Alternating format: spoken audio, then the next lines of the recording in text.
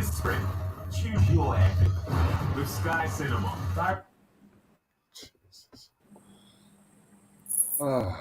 What's good? What's good, people? Hello, Cheryl. Good to see you How are on. you? What's good? What's good? Yes, people. Black Eyes TV in the house once again, bringing you another live conversation, talking about safeguarding and educating our children in the UK today. I'm very happy to be joined by three powerful sets of guests, all doing their thing in individual ways to help the Black community and the Black family um, build better structures, better behaviors, especially in the education department and the Black family in general. So, as usual, people, as you come in, hit that like button. You know the routine. If you're watching on Facebook, big up to you for joining us wherever you're coming from. So, without further ado, before we get into the main nuts and bolts of the conversation, I want to let our guests all introduce themselves. Some of them you've seen, some of them you may not, but they're all very powerful. So, we'll start off with the top. DWAINE, Debbie, introduce yourself to the people. Unmute your mic. Tell the people who you are, a bit about you, and then we'll move around the room and start this conversation.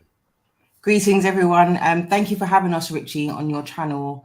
We're excited to have this conversation. Really, it's a much often had conversation, but it's interesting to have the conversation here with fellow panelists.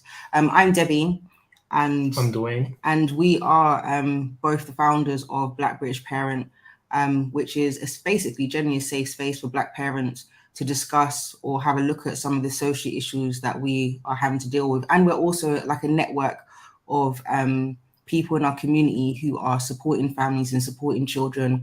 We like to, we get so many people coming to us and asking us about assistance in the community. And fortunately, we are blessed to be well connected so we can point people in the right direction.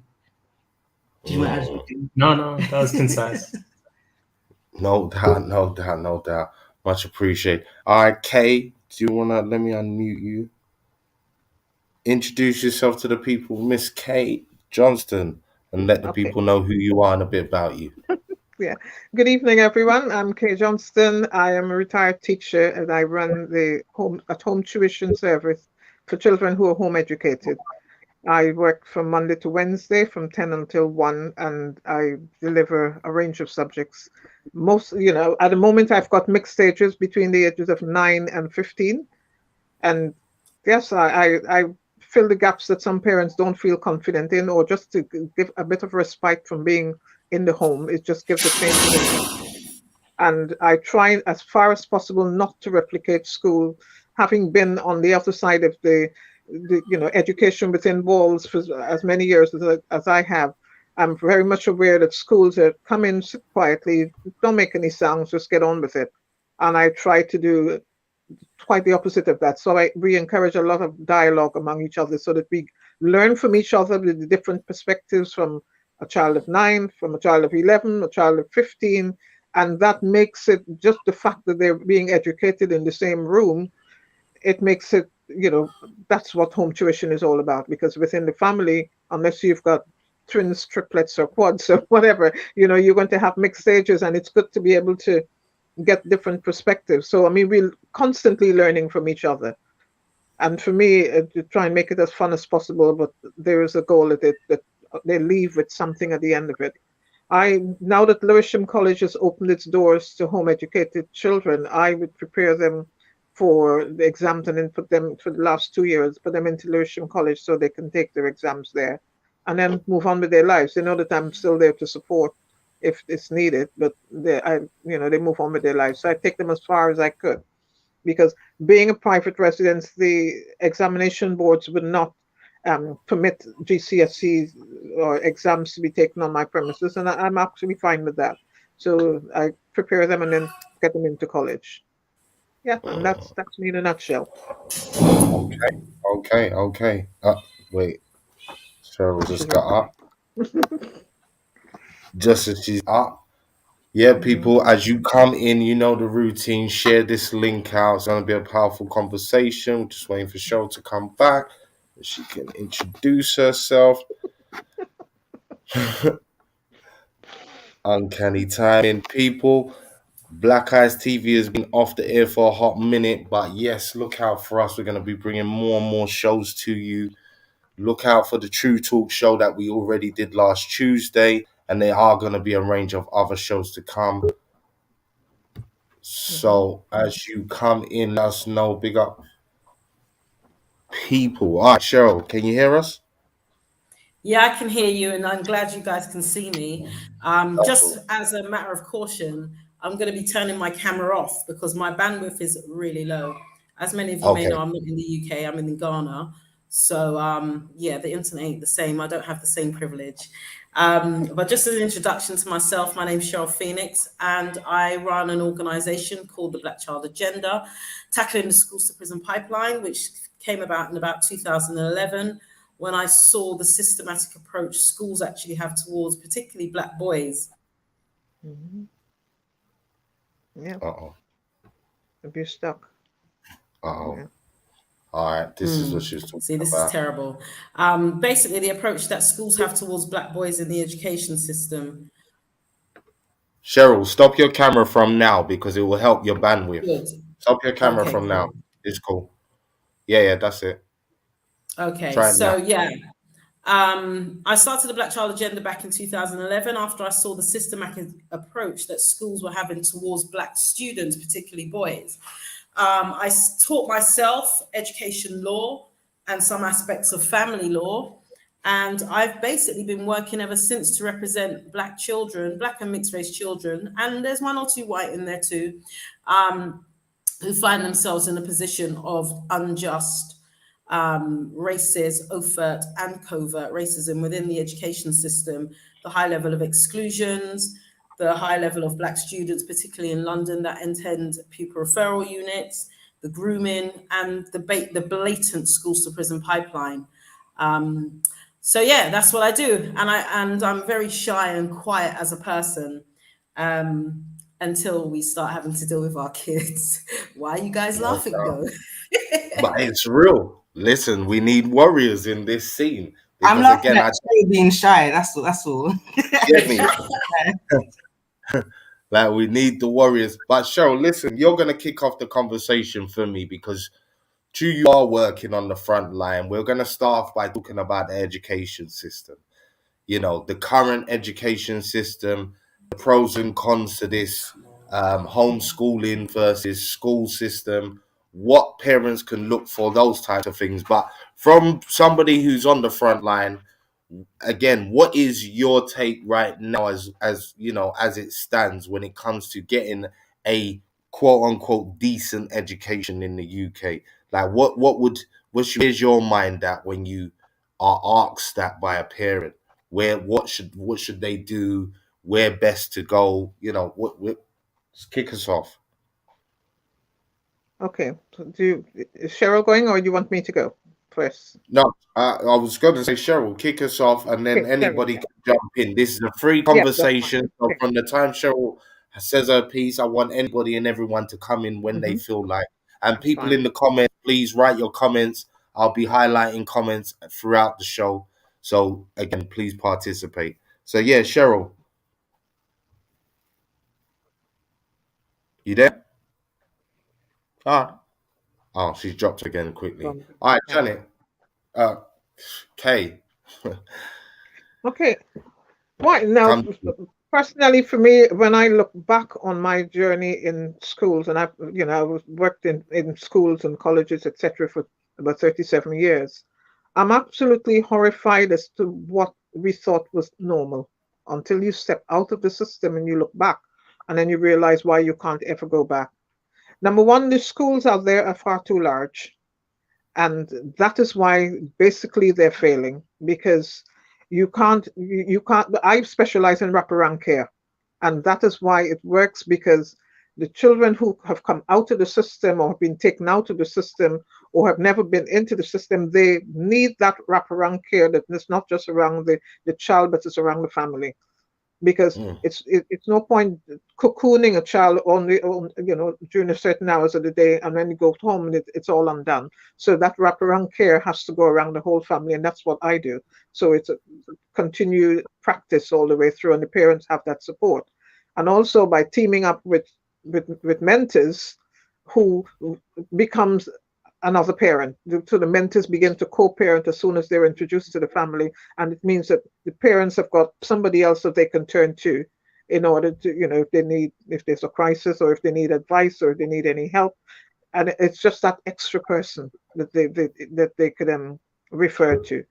Now for schools, when you've got classes of 30 and 35, it means basically that your turn to be seen, it's once every 3 weeks. So you've got a child who, let's say, is struggling in maths, and I'll say that because that was my struggle. And you've always got your hand up. If you've seen this week, be prepared in fairness to everybody that it will be 3 weeks before you get any kind of detailed help. And it's not a case that the teacher doesn't like you, the teacher isn't pretending not to notice you. To be fair to everybody, you can't just deal with that one child all the time. It means that that child is struggling. And through the last school, you will always have children who are coasting. There was those who come in, they don't ruffle any feathers, they just come in, get them, sit down quietly, and they just coast. And the next thing you know, they've come through from year 7 to year 11, and they haven't really picked up much, but nobody's bothered with them because they don't ruffle any feathers. And they leave school knowing very little more than when they came in. We've got this dip that, between primary schools don't prepare children adequately for secondary school, for Key Stage 3. So when they come in at the end, they may come in on level 5, and level 5 at Key Stage 2 and level 5 at Key Stage 3 is a whole diverse, it's a huge jump. So you find that you get what you call the traditional dip when they come in, because they've got to unlearn some things, and sometimes you can't run with the secondary school curriculum because they haven't really, you're moving from concrete to concept thinking, and they haven't been prepared for that. So year 7 and year 8, and for some children it could be up to year 9, 14 years old, and they're only now getting into the groove of secondary school. And then there's all the challenges. When they come in year 7, they might be coming in from about 45 different schools. And so I know when I was in school, it was my job. I gave myself 6 weeks to October half term to get 45 different behaviors into one. And that was a challenge. And meanwhile, while you're dealing with that, you've got everything else that's going on around. When you're home educating, you don't have those issues at all. And I mean, the fact that I am, there's never going to be any turning back. Even, I'm retired of retirement age now, but even if I had the opportunity, I couldn't go back. Now my eyes have been opened to education without walls, and there is just absolutely no way I would go back. I actually feel sorry for those children in school where they're all the same age, the same classroom, and you've got 3 minutes to switch from one subject to the other, and they're still thinking in English, and they've got to switch on to science, and then an hour later they've got to switch on to something else. And it's wrong, because nobody's brain works like that. So at least with home education, they have a chance to be working on something that engages them, and when they've exhausted that, well, okay, what would you like to do next? And they move on to something, because life is about having choices and making the right choices. And if they start to equate education with absolute boredom, you can prepare all you like, it's never going to work. And that is why we've got such an issue in schools, because the teachers, they've got a curriculum to run with, and it's not happening because you've got so many, baggage to unload. You've got children who are coming in at the age of 11 and 12, unable to read. I've had to suspend a year 9 curriculum for after we came in from May half term, to get those children literate for year 10, because they've been coasting from year 7 to 9. And you think this is absolutely crazy. You're pushing these children into GCSEs and they can't write. And I've gone into schools as consultants, and you look at their data, and they've got children leaving at the end of year 9 on level 3 and 4, but they've got a predicted grades at GCSE B's and C's and C's. That's never going to happen.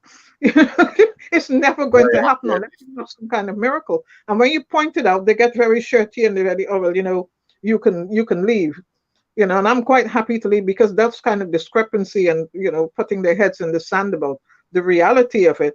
And then, but of course, they do face the reality because what happens, particularly I find this with a lot of the boys, when they know that they're failing because the school has failed them, because the curriculum has not engaged them, they start to vote with their feet from year 10. You go into any school and you will look at their attendance data and you will find huge gaps. A lot of the kids just start, and whether it's black, white, brown, it doesn't matter. When they prefer to give the excuse, I wasn't there, and that's why I didn't take the GCSEs, rather than say I took the GCSEs and I failed. So until they have a curriculum that is wrapped around their interests, you're going to lose them every time. Then they get to year 9 and they have their options, and they chance to choose options because they like the teacher, their friends are doing it. There's nothing else, and they have a set of subjects that don't hang together. And you say, well, what are you doing with this? Oh, I don't know.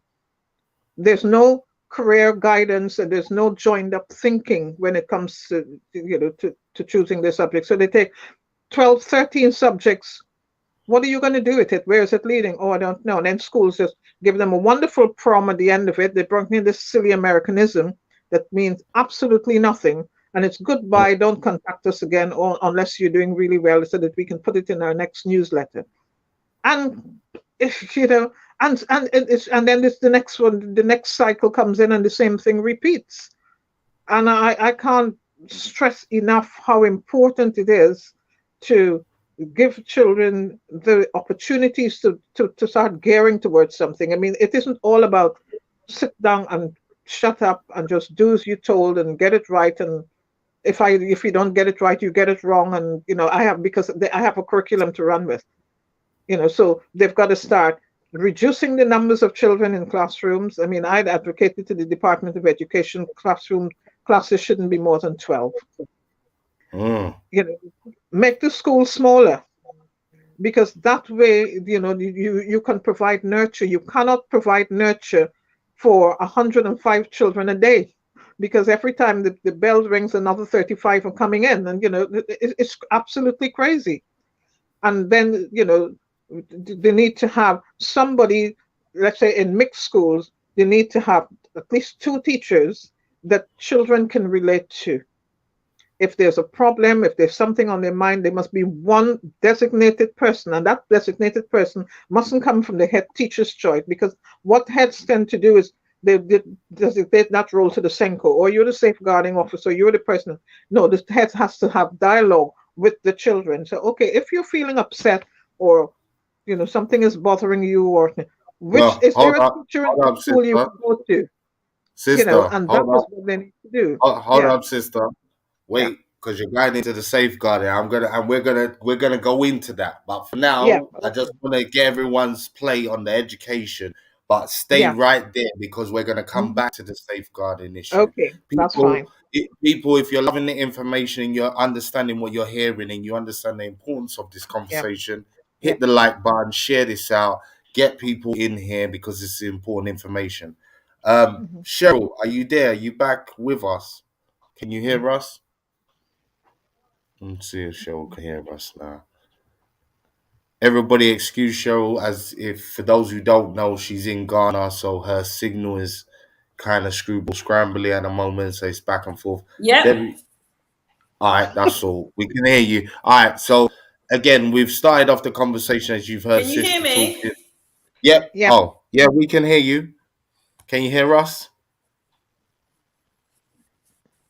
Are we coming through? Yeah. All right, cool. Well, give us your take on the current system of the school system, how you see it. Loud and clear, but there's a delay, so I can hear you. I can hear everything. All right, I'll let the last bit of the question sink in then. The current education system, as it stands, is a mess, needs to be destroyed and rebuilt. That's what I say. Proust should be shut down and turned into proper schools. Racist teachers need to be kicked out because they're the main reason. Put it this way. At the end of the day, if I send my child to you, for you to look after them for 30 hours a week, and my child now starts developing mental health problems, SEMH, a lot of it's called. My child starts self-harming. My child's being bullied and no one's listening. And by the way, just so parents know, schools do not have to report bullying to the local authority or anywhere else. My child's facing racism. All of these things, whilst my child is in your care, and then when it goes wrong, you want to exclude my child when he responds to the bullying, when he responds to the SEMH, when he actually successfully cuts his or her wrist, when my daughter with her natural hair is being penalized. All of these things are happening in the education system, let alone the curriculum itself. Every single one of them books needs to be set fire to, and we start again with a real curriculum and a real world view of what the role of the impacting role of Britain, the impacting role of now those in the Caribbean, Africa, maths, English and science properly taught. What's being taught in the schools right now, this is why most children are struggling, because when they're at home with their parents and their parents are doing work with them, they're doing it more from a modern perspective. Whereas when you go to school, they're still using the same antiquated types of approaches. So there's a battle between the new world and what was once upon a time when we were all younger. So the education system hasn't kept up. The draconian measures being brought in, you'd think that they're running pack animals or something, or it's a farm where they have to funnel children through one space and everyone must fit that box. When our children are not like that. We have creatives, we have introverts, we have extroverts. Children are so different. So why do they all have to conform to the same nonsense to be what? Lawyers and doctors. How many lawyers and doctors do we need? Because there's more than enough already. How many more? We need more creatives. We need more engineers. Right now we're going into the world of NFTs and metaverses and all of these things. What are our children going to be doing in 10 to 20 years time? They're going to still be in the same position being consumers because we're not training their minds, we're not developing their minds to do something other than sit down and be talked at or drugged or something. Don't get me started on the children with what they claim as special educational needs, because that's a whole factor. When you read some of the reports about these children, it says, oh, they've got an issue, but the mum and dad refuse to medicate. So we have no alternative but to exclude permanently. Oh, this boy was being groomed by 18 and 19-year-olds. He's only 13. He comes in smelling of weed. He sleeps at his desk. He doesn't go to bed at night. We know that he's part of the county lines. He now taken a knife and held it up to another boy because he was forced to. But do you know what? Let's not give him any support, despite mum asking for it and dad asking for it and uncle asking for it and one or two black teachers asking for it. Let's permanently exclude and put him in a Peru, because that's going to really solve the problem. What problem that actually solves is the schools to prison pipeline. It gets them straight into the hands of the police. It gives them the criminal records. They will never be able to be employed if that is what they choose to do. And then their cycle continues of being a roadman's or a road gal or a dutty gal. I'm going to say it as it is with my shy retiring self.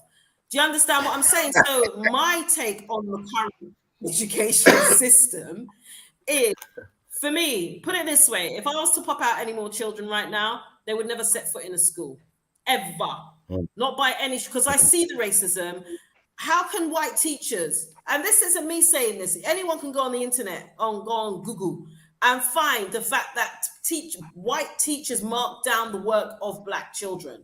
Now, the one thing we all know about children want to please their adults. Children want to please their teachers. Children want to please their parents. They want to make you happy. Now, if you as a child are going into this environment every day, and if you're not being shouted at by a teacher, you're being ignored, and then you've worked really, really hard on a project because it is your subject that you love, and then you're supposed to get an A star, but you get a D consistently by that one teacher. Come on now, get out of here. So that's my take on the current education system. Real nonsense. Talk. Real talk. Listen, Cheryl, while you're waiting to come back in and speak, do me a favor and write all of your details of where people can find you in the personal chat of this session, so I can highlight you at the end, because people are already asking about your Instagram and different things. So put all them details in the private chat so I can highlight you, because the others have done the same. And then during the show and at the end, I'll be putting all the details. So anybody that you No see on the problem. I'll show do that today, now. sweet. Anybody you see on the show today, you'll be able to hit up. Debbie and Dwayne, Black British Parent, come in. Let's hear your take on this thing here. Keep it real in the field. Well, the reality is that the education system hasn't changed within the last over 100 years of it being in existence. It's the one institution or service that you're paying for, and they're allowed to get away with providing a below standard service, and we, to a certain degree, cannot do anything about it, or there isn't any repercussions on the school. And to a certain degree, the school can then kind of push the responsibility or the blame onto the parents and saying, you're not an adequate parent, or you're not supporting the school in supporting your child, which in 9 times out of 10 is complete rubbish. I mean, could you imagine going into a store asking for some food, getting your food, and then it being rotten, and then you not being able to complain about that food or get anything, you get your money back? This is the same that we're experiencing when we're sending our children to school. Now, we know within our household, we know that we're fortunate where we've been able to take the opportunity to home educate our children. And we understand that not all parents are in that position where they can do that. But to a certain degree, where there's a will, there's a way. Like, we really do have to hold the schools accountable for our children's education, our children's well-being, mental health, and do the best that we can for our children. Yeah. Do you know what? For me, I think I remember being a child and talking to my mum about her school experience. And it blew me away with the kind of things that she used to tell me that she had to go through, and that of my uncles, my aunts, etc., and people of that generation. And then my experience going through school, it didn't feel like it was that much different.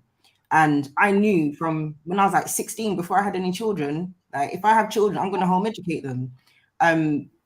Had my first child, I was like, peer pressure, social pressures, put my child in school. The 2 years that she was in there, it's from like nursery school up until the first year. After that, I was so upset with the whole experience. I hated every moment of her being in school. And then we was expecting our second child at the time, discussed it with Dwayne, and was like, do you know what, since I'm going to be at home anyway because of having a newborn, let's have a go at this home education thing. And from there on, we haven't looked back. The whole experience for our family has been just forever evolving. It's been how can I say, it's been loads of lessons about ourselves as parents and how we're parenting our children. Our children are able to see that we're human beings too. We're not like, super like flawless or whatever. Not, we have our own things that we need to learn too. So when our children are watching us learn as adults, it helps them to understand that you never stop learning, and we're able to learn together with them. And in that experience, we're seeing that they're able to absorb the information too, because it's like that concept of learning with an adult instead of being dictated to and spoken at by an adult changes the whole dynamics of everything. Our 2 younger children had never been to school. Our eldest, she did do her GCSEs, and that was her own decision. I speak often about the fact that I wasn't really too interested in her doing any academic, particularly like GCSEs, examinations, stuff like that, because I felt like there are other options. And with the way that the current system is, it only, it only promotes one way of surviving and growing through life and being able to achieve something. So for us, we've always kind of pushed our children from young, from an entrepreneurial perspective. When it came to subjects that we assisted our children with, we allowed it to be child-led. So we focused on what our children were interested in, and try to basically incorporate that in their lessons. So for example, our eldest, I refer to her a lot because we home educated her for the longest, but she was basically interested in cooking and baking. So we use that to explore science, we use that to explore maths, and we use that to explore English. It's basic stuff. One of our children interested in making skincare products, and we use that again with science, maths, and English. So it's as Dwayne said just a while ago, we understand that we are fortunate being able to do so in terms of home education. We've been talking about home education with families for a very long time, but for us, we've made a lot of sacrifices. We've had to make a lot of changes in our family to structure ourselves around being able to accommodate our children in terms of their education and their needs. During a period of the last couple of years, there has been a surge of interest and highlight on home education for obvious reasons. A lot of children were not able to go to school during that period of time. So we were holding workshops weekly for families who needed support and assistance. It was really quite difficult and challenging to do that because they're homeschooling, whereas we home educate. There is a difference. Homeschooling, as Kay mentioned earlier, is really trying to replicate the school system at home, which is not what we do. We don't do that at all. So it was liberating for some families to understand that they didn't have to do it that way, and obviously not liberating. It was quite restrictive for families who were expecting their children to go back to school. I kind of hoped a lot of people would have that 2-year experience or that year experience and realize, wow, like we can home educate. And a lot of families did continue the experience in the process of continuing home education. But then obviously, as children have gone back to school, we're seeing now so many families are still coming to us about these issues, given the fact that all this highlight on so-called Black Lives Matter, etc. We're still having these issues with our children in school and our children just outside of school in general, just our children as a whole. So for us, we tend to point them in the direction of CHERYL from the Black Child Agenda because she deals with the issues in school. We're a bit more far removed from school because we focus more on home education, but you know, these are the things that our families are having to deal with, and it's heartbreaking when, you know, there's an expectation and parents feel like they're forced to send their children to school. They haven't got no other choice, but these institutions aren't taking care of our children adequately, emotionally, educationally, spiritually, culturally. And that's not just for our children, that's all children, I feel. You know, they're being painted which isn't necessarily accurate. So that's my take on education. And just to add, a lot of what Kay was talking about, I could resonate with from my experience of being in school. And I'm an 80s baby. It doesn't feel like much. If anything, it feels like it's gotten worse since I was in school. When I'm comparing my experience in school to some of the stories that we're hearing from a lot of the parents that contact us. No, I definitely feel you. I personally believe it is getting worse. Again, I think everybody on the panel is in agreement that the education system is broken and we definitely need to readdress it. But what we find, or what I've tend to find, and even a problem for myself homeschooling my 14-year-old, is when you're coming out of the mainstream school system, you're still kind of pre-programmed with this whole GCSE notion. You have, as Kay alluded to, you know, this whole following or recreating the school system. And again, a lot of parents, you know, feel like they're leaving their children at a disadvantage almost by not following that structure. You know, what do you guys say to parents who feel like that? You know, when you're talking to new or parents that are possibly considering taking their kids out and they feel like that, you know, what do you say to them? And is it wrong to continue to follow the school subjects? Because some parents will say there's pros and cons. Jump in, Debs, and then anyone else. Do you know what? It's interesting because it took me a while to get used to it took me a while to get used to the concept of home education. When I knew that I wanted to home educate, I'd done extensive and plenty of research before I did so. Fortunately, and fortunately, there were groups at the time. I mean, we don't live in London, we live in Kent now, and so it's slightly different experience of home education here. But one of the things that I did notice that was expressed in I use education. I heavily relied on Education Otherwise, which is a charity organization that supports home educated families. And one of the things that they constantly pointed out, was the process of deschooling, which means for 1 month, basically 1 month for every year your child's been in school, you're supposed to just do nothing. And I know that's really hard for people to understand what it means to do nothing, but you don't do nothing. You do things, but not in a conventional way. So you can still visit, you know, the science museum or the library or go to an art gallery and these kinds of things. You take a more relaxed approach as opposed to being hard on, and to a certain degree, you and your child are still adjusting to that transitional period. And the concept as well is to allow the mind to separate itself from, not separate itself, but take itself away from what it's been conditioned to be used to. Because the stimulation that happens in school, what people expect should be, I guess, normal, is the social side of things. When you're in a classroom, you've got loads of children around you. You also have, you know, well, as a child in this class, you have about 30 children. So there's loads of people talking, loads of disruptions, all these kinds of things. Depending on the type of child you have, and whether or not they are able to have the engagement, the necessary engagement from their teacher, etc. Being at home now, from that environment to being at home, it can be a bit unsettling for some children. It can be a bit uncomfortable for some children.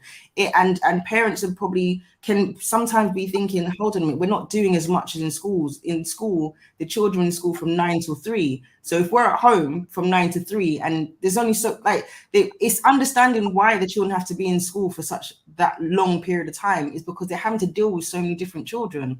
We're able to do perhaps maybe about 3 hours worth of work in a day, structured on particular subjects. Whereas outside of those 3 hours, we're constantly having conversations and learning and talking about different things and researching different things in our own time. So the educational day still goes on outside of those 3 hours and not necessarily between 9 and 3. Do you see what I mean? So the concept is really about deschooling children and taking their mind out of what they've been conditioned to believe to be how school should be. I hope that answers the question a little bit. Just to add as well, is that when we're not trying to create children that rely on us feeding them information.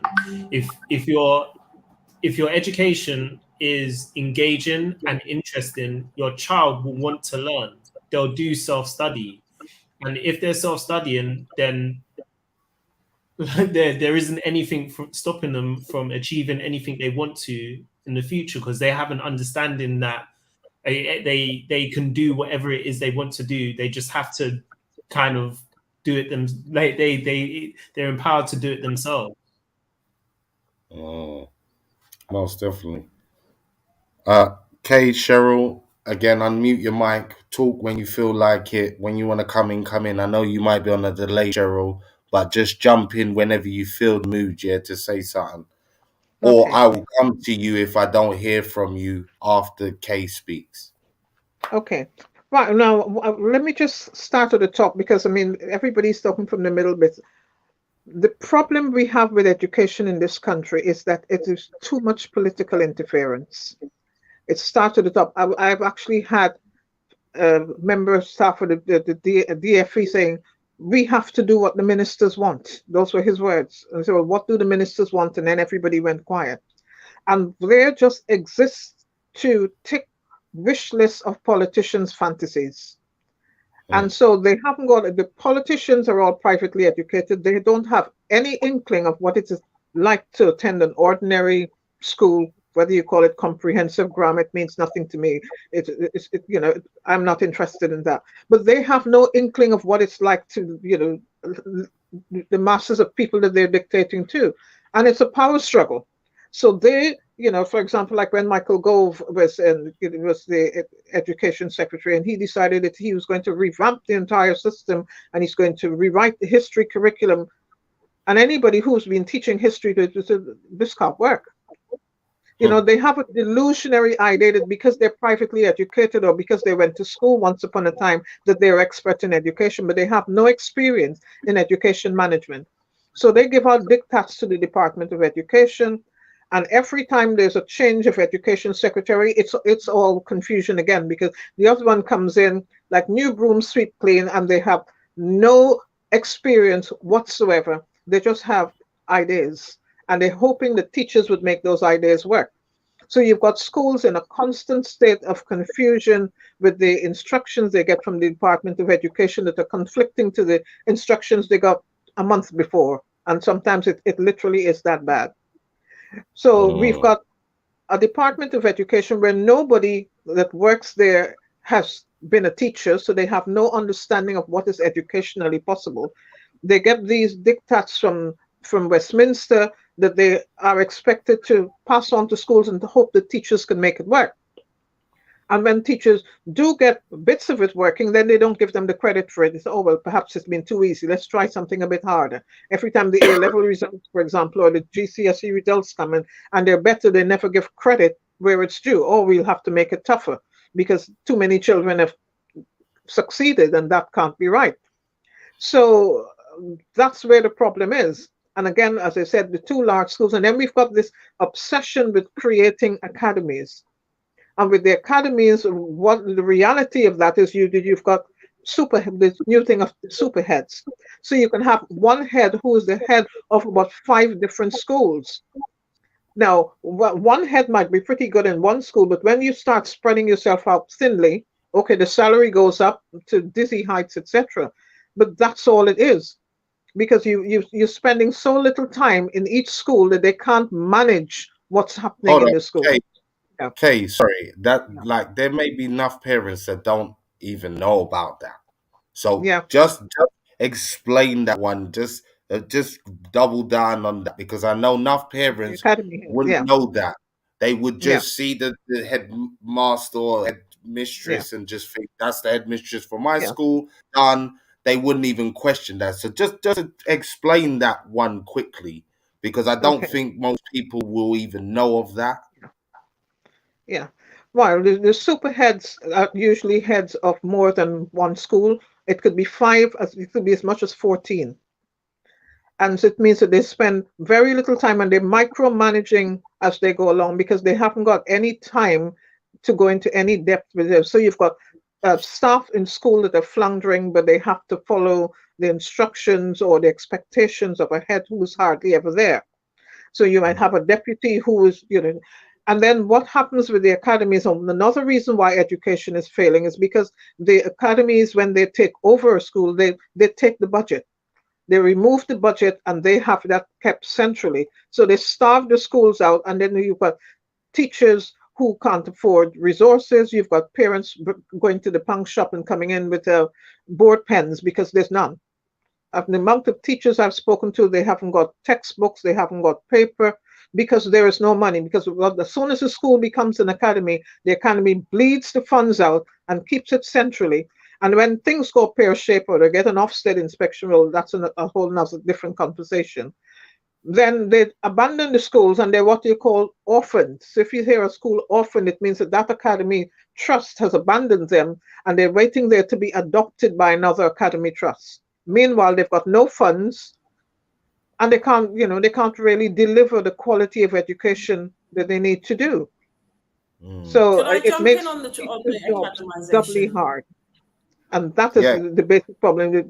And so they keep using the same stuff year after year. I can literally, if I wanted to, walk off the streets and go into a school and, you're doing English, and I would take a lesson, because the texts have not changed in the last 30 years. I have them here in my head. I don't need to read a book. I can tell, if you look in chapter 5, this is what you will find, And they need to move with the times. We've going to, when I was at school and when my children were at school, you've got exciting authors and resources that are not being utilized in school. They're using the same things over and over and over. And they expect teachers every year to pump out the same enthusiasm for the same things that you've been doing for the last 15 years. And that's where it begins to fall apart. I've seen it with my own eyes. I hear you. I think Cheryl wanted to interject. Cheryl? Okay. Yeah, no, I was like, just with regards to the academization of schools, this again is something that came about. It started in 2009, where it was announced by the then Education Secretary that the central government is no longer going to fund the schools. So the trusts are formed from rich mostly white businessmen and women, mostly old, and schools are now businesses. They're not schools as we know it, they're businesses, and every child has a price on their head. That's what we need to understand. There is money that comes through from central government, but not like before, and local authorities no longer have a say on what takes place in the schools. MPs have a slight say where they can maybe send a letter saying, oh, what you've done is really naughty, can you please look at it again? But when it comes to the actual running and control of a school, it is down to the Academy Trust. So when parents are applying for schools, what they should do is look up the school's Academy Trust and see who the directors are and the trustees are. And that's where you'll know if it makes sense sending your child to that school. These people that call themselves head teachers are not head teachers, they're business managers. That's what their title is. They are business managers. They're not teachers. Most of them probably couldn't even read a textbook if they tried. They are business managers, and their job is to manage the finances of the trustees that they work for. Like I said, your children are a number.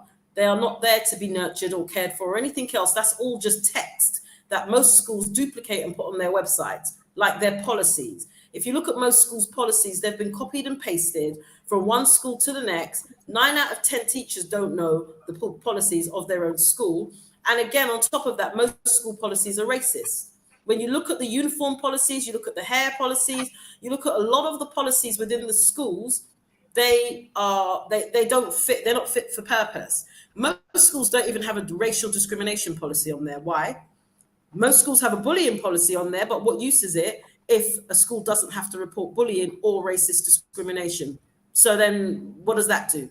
You as a parent going in to try and say, well, my son or daughter has been racially profiled or racially bullied, called the N-word, called a monkey, not just by children, but by staff, nothing happens. And I can tell you that time after time after time after time, unless you as a parent have the money to take that school to court, which can cost you anywhere from 20,000 to, £250,000. Most people don't have that. Legal aid for education law, non-existent unless your child has a severe disability or is on the has severe SEN. You have to pay a solicitor anywhere between £200 to £350 an hour plus VAT. And that's even for a consultation. So when you're looking at where we're sending our children every day, I also say to parents, make sure you ask the school in writing for a breakdown of their exclusions for the last 2 years. Ask them for a copy because they have to give it to you to send a GDPR request and look at the makeup of the school. Most schools' teaching staff, black ones are running because they can't get out fast enough because they also face the same discrimination as the children. And when they try and do something positive for those children, they are then put upon themselves and end up losing their jobs. And then you have our children there almost helpless because they're being put upon, they're being racially discriminated against. Who do they speak to? So when I look at the schools, are they getting worse? They're not. We haven't even scratched the surface of what's coming. I remember speaking and doing YouTubes, 10, 15 years ago, max, about what was coming in the education system. I was shouted down, oh, you're just rabble-rousing. Oh, you don't know what you're talking about. They can't do that. They can't do this. Everything I talked about back then, because it's my job to know. Everything I've talked about, police being in schools, social services being in schools, LGBTQI+ classes for your children as young as 4 years old, mental health going on the rise, children with autism and ADHD, that's gone through the roof, a 2,000% increase. Come back and tell me, say, I was rabble-rousing, because right now, when I see all of the stuff that's going on, not one shred of it, nothing that I've seen in the press lately, or otherwise is shocking because I could see it coming and it is not new. We saw what happened with Child Q. We saw what happened with Chikezi Flanders. There is hundreds like that I deal with every day. If you were to hear some of the stories that I deal with from children as young as 5, 7, and 8, having their hair picked out, having their faces bitten, being scratched, being kicked over, things like that. Children going to school eating glass, 12-year-olds incontinent because they're under so much stress from the environment, the hostile environment that they're in, that they can't cope. And then it leads to them, particularly girls, being promiscuous. It leads to boys feeling comfortable in what they quote unquote call a gang.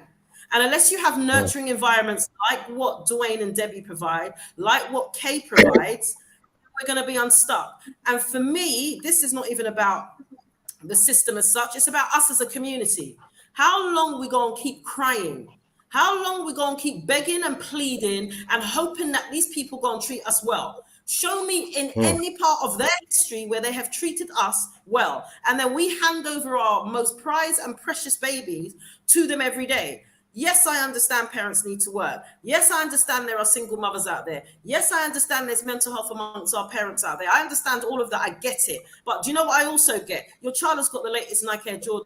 Your child also has the latest PlayStation 5. The money that you're finding to spend on foolishness is the same money you can spend and go and knock on the pastoral, the mosque store, or one community development door and say, do you know what?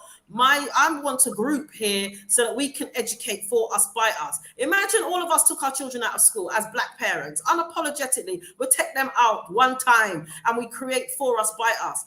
Look at how many Black teachers we have in our community. Are you telling me that between all of those Black teachers, we can't rally the money out of the 320 billion pounds we spend a year? We cannot find the money to pay a teacher what they need to be paid to look after our children. Are you trying to tell me that we can't find a little change money to give the pastor for his church to put on the heating during the winter time? Are you trying to tell me that after school, when parents, mums and dads are at work, that we can't find the money to make sure our children are in a safe environment? What I do find is that we make excuses for why we continue to do the same thing and expect different results. What I do every day is firefight. That's all I do. The system is not going to change. I firefight. So as it comes, I fight it, I win it, and then we keep it moving. That's all I do. But then to make a real change, we need to take back our power and do something for ourselves and stop looking at these people like as if we're in the 1600s, hoping, praying for something to change, because it got changed. Nothing is changing. Now what? Fact. Now what? Fact. So that's where I'm at with this whole thing. I'm fed up of hearing it. I'm fed up of discussing it. I'm fed up of us having to, it's woe is me, because there's no woe is you, because you know what our youths are doing? Do you know what the younger generation of young people that are actually got children are doing? They're doing what I'm talking about. They're setting up businesses for their babies. These people are 21, 22. They're setting up businesses. They're making sure that they educate their children in finance. They're making sure they create collective communities. All the things we like to chat about, these young people are actually doing, because they see what we're doing don't work. It's not working. It hasn't worked. It's not going to work in this current system. They have taken themselves out of the system and are doing for self. Facts. That's all I had to say on the academies. Well, look, you took us nicely into the safeguarding issue, which again, is key, because how is your child supposed to learn anything if they're not in a safe environment?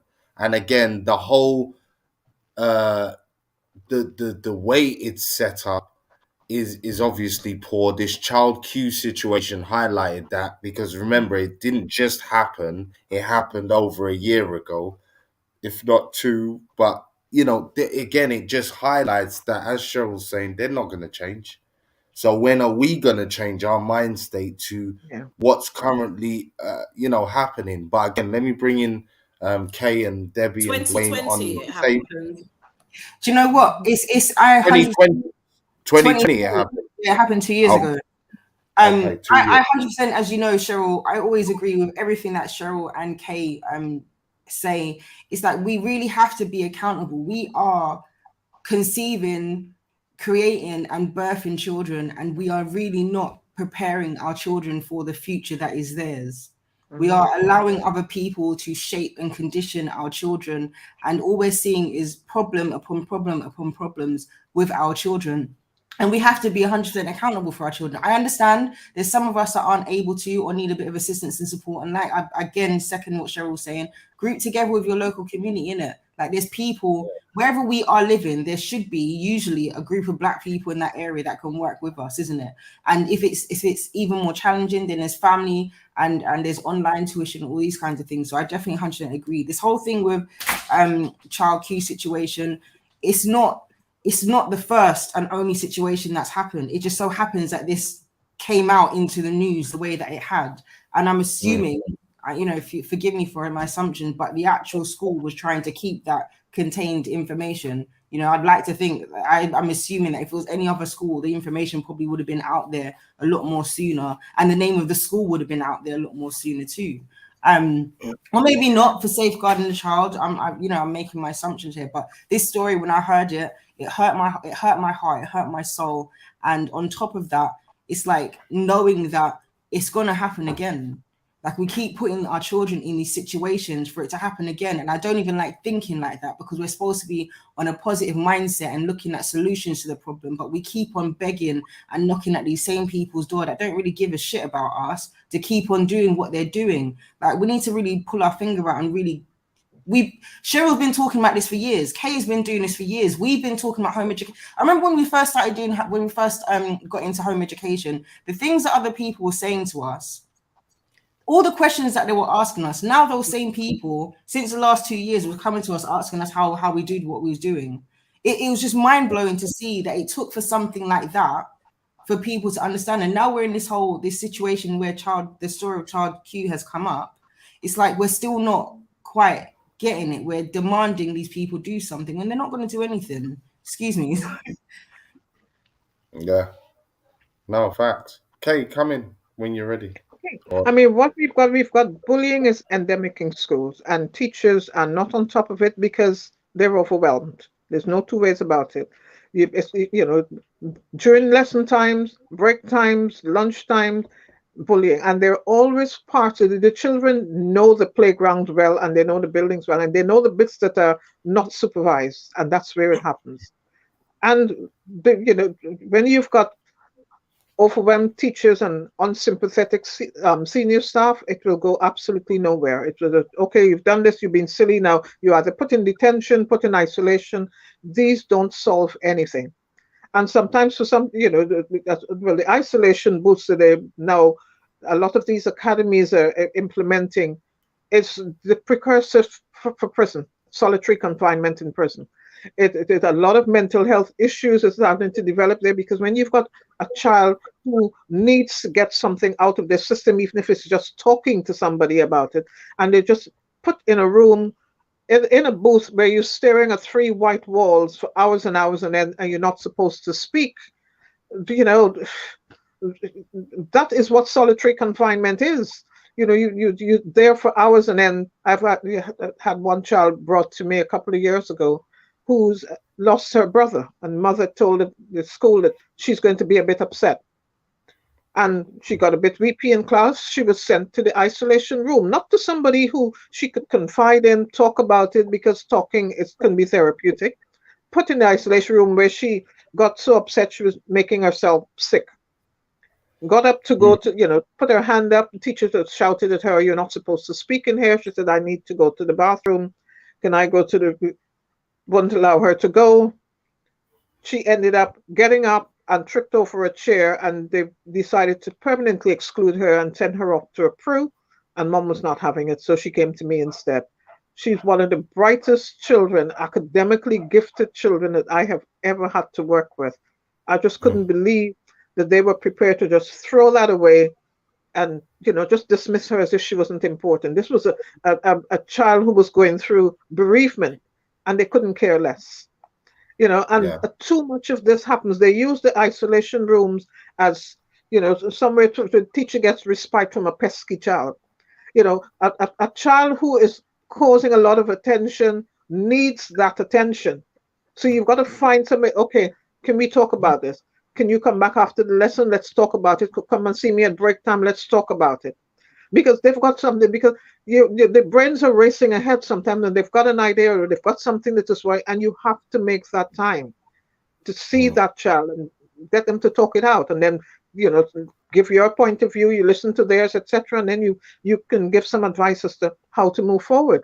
Children come in sometimes with a lot of emotional baggage from home, other relatives, other siblings, and so they come in with that, and it's bubbling over. So as soon as there's anything, then they lash out.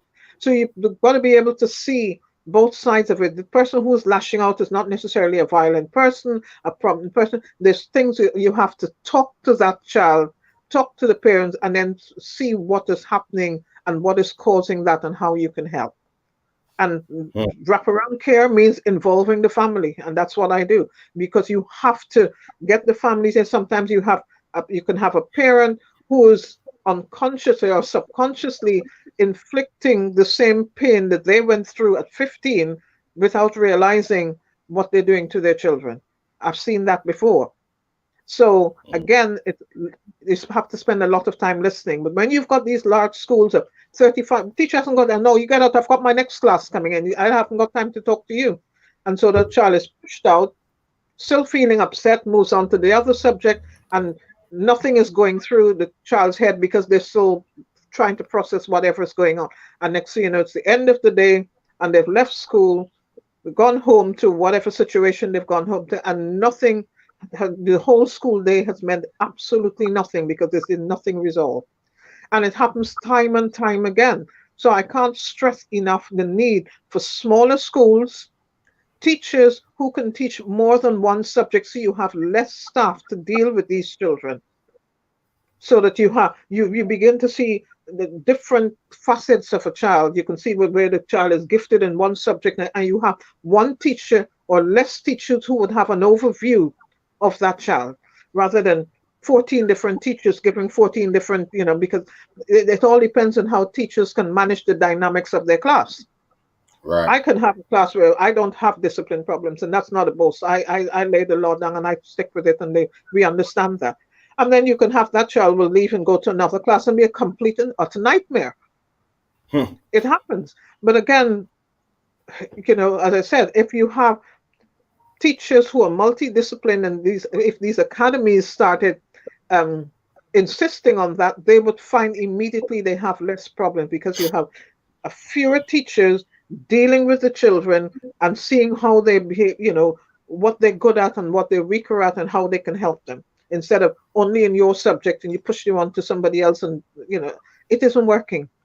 And so this is where home education begins to score, because the parents are learning alongside their children. And I tell parents there's no shame in saying, I don't know, your child asked you something, oh, then let's go and look it up together.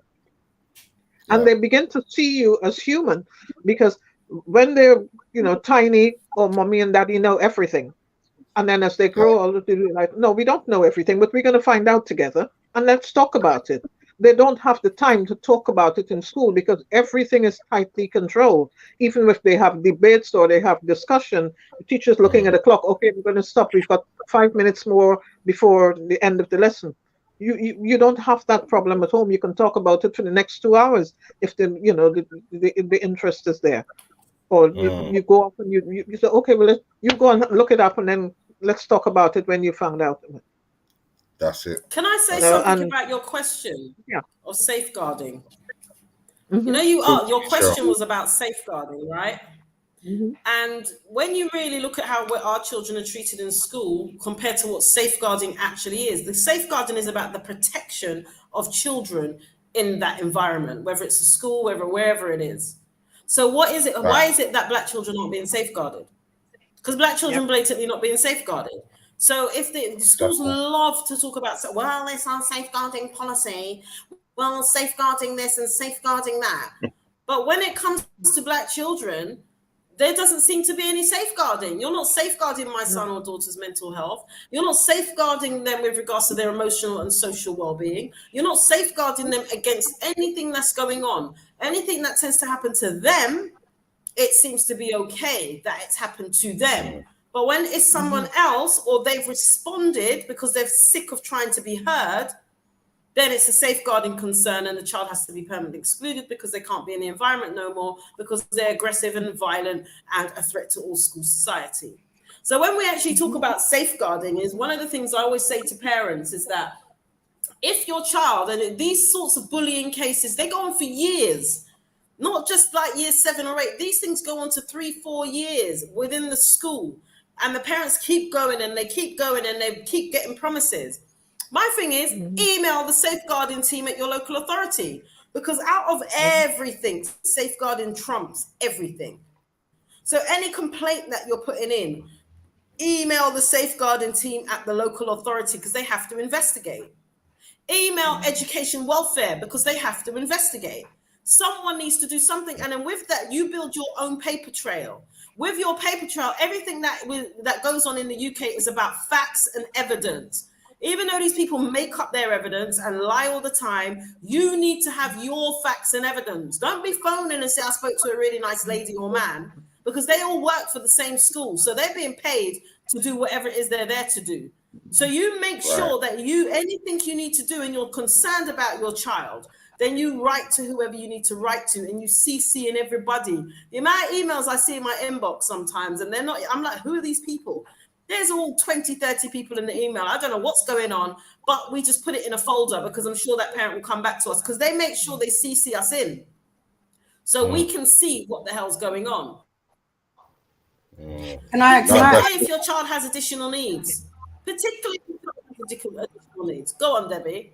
That's right. I was going to say, because I took some notes and I looked it up online with these articles with regards to this particular situation with child Q, and I know I keep going back to it. The thing just vexes me so much. I was looking at just to remind everyone that looking at my notes, if forgive me. What was it? The safeguarding report found that the search was unjustified with racism as a likely factor. Now, you know, we've had conversations outside of this particular one, and I find that people tend to start blaming the parents in some way or form, or start blaming, we start comparing to situations where children are potentially being unruly, and then we, hold the parents accountable for those circumstances, which isn't always feasible for obvious reasons. In this particular situation, it was found that the child was at risk, basically was there was unjustified search, and that racism was a likely factor. For a report to be able to include that says a lot. And also, I was looking into the concept of what was it? It's not an isolated case. Black pupils who are more likely to be affected by police. Police stationed under the Safer Schools Officer policy? That's the SSO. So there was a head teacher. When I was looking into it a bit more, there's a teacher from Hackney who said that the schools were selected to have the SSOs, that's the Safer Schools Officer, based on the likely proportion of the children who the number of children that have free school meals, and the absentee rates and various other things. So they put these officers in schools where there's there's high absentee rates, and if whether or not the children have how many children have free school meals. So they are targeting a particular group of children who are on low income, clearly. And for me, I'm not saying all Black people on low income. However, when you think of low income in our community, that's a majority of potentially Black children in those schools. And to me, I'm just seeing that it's another way to target our Black children. So, all these things kind of roll in my mind. It's like, guys, come on. Like, we're seeing that is racist. We're seeing that they're blatantly finding different ways of targeting our children. And what we're doing about it? What are we going to do? The other thing as well is they seem to create language around certain things and when they explain what this language is, for example, adultification, yeah, it resonates with us because that's our experience. But in all honesty, we've already got words for what is actually happening, and it's child abuse. And when you frame it as child abuse, people can be held accountable. I don't understand why the police officers involved and the teachers involved still had their jobs 2 years after the incident happened. Right? Some madness. I don't understand why. Because the girl was Black and her life doesn't matter. And we're talking about the scent of...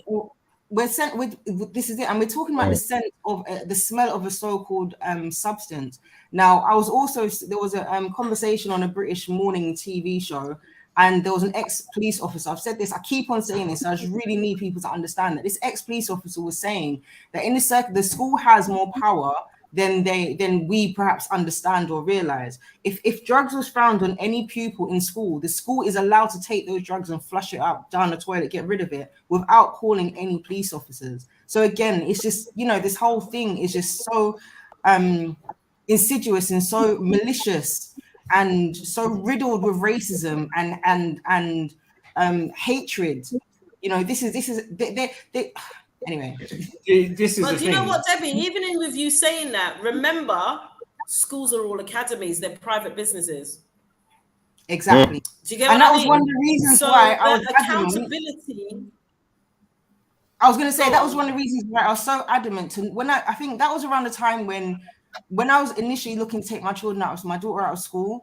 Academies started to come up around that time. So that's about 10, 12 years ago. And when I started researching and reading into what academies could do, I was like, no, my child, I'm not able. I'm already struggling with the way the schools are now, and it's a public standard school, let alone if it's an academy. And look now, everything's panning out the way I knew it was going to happen. And this is the thing where these people are holding our children to a higher standard and higher level of account than adults in society are being held to.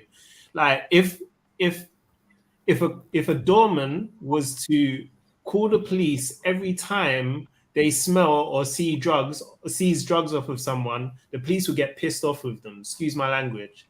But at the same time, a child will be accused of having a scent of marijuana on them, and the police are called. It just doesn't make. It's not supposed to make any sense because it is either way it's wrong, in it. But the short of it is the school could have handled it in a much better way than what had been done. Well, that's it.